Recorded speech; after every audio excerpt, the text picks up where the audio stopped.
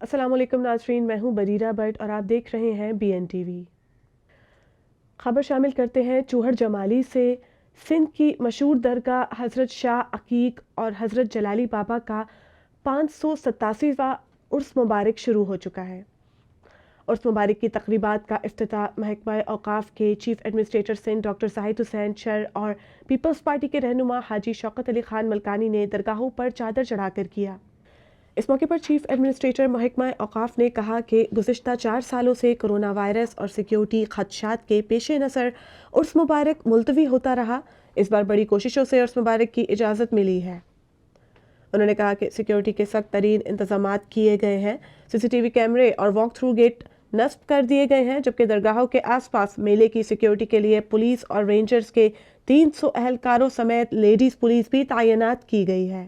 S S P Sajawal سید امداد حسین شاہ اور inspector rangers Ahmad ریاض نے درگاہ پہنچ کر سیکیورٹی انتظامات کا جائزہ لیا۔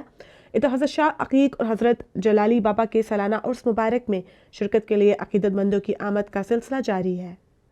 عرس کے حوالے سے مزید اپڈیٹ جاننے کے لیے دیکھتے رہیے بی این ٹی وی۔